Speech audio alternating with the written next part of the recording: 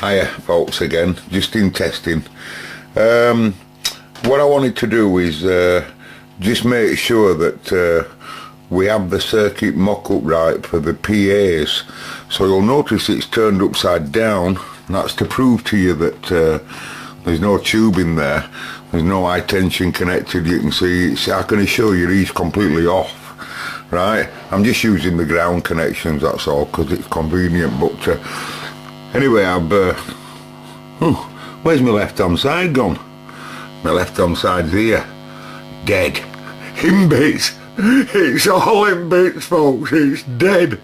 It's dead until I decide to put it back together again. Anyway, there's me George's EWC83. So no preamp, just a slave, just one slave. And you can clearly see that's on my yellows, that's my U2 chain, just continued in. All rest exactly the same, you know. But I just want to make sure that we've got the DC switch on correct.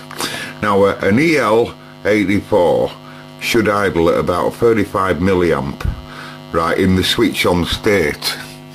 So as I woke it up, I put some titty in on purpose, got it up there, you know.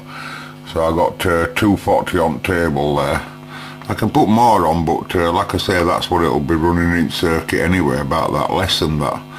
And there's my 35, and it come up lovely and happy. And can't show you a diagram now, but I'll show you once capacitively coupling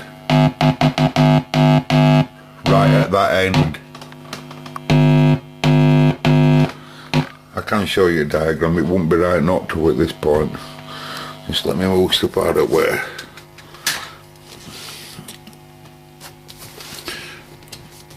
Excuse me, sorry about this. Right, so at that end, I'm actually now touching that there, right? But before it goes there, it wants a capacitor to an RCA, you know. So if you can just see from circuit from there on in, it's just like that, except a capacitor, 200 nanofarad or something, directly to the centre at RCA, and then other connection to deck, and we'll have this PA.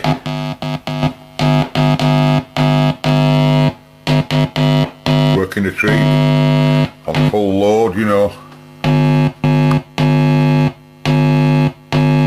You know, another thing and all I'd like to say, you know, that allows, for anyone that doesn't know, but basically that allows me to run that EL84. I could now, no problem, make a power supply, get two EL84s, connect them all like so, and I could connect them to my computer.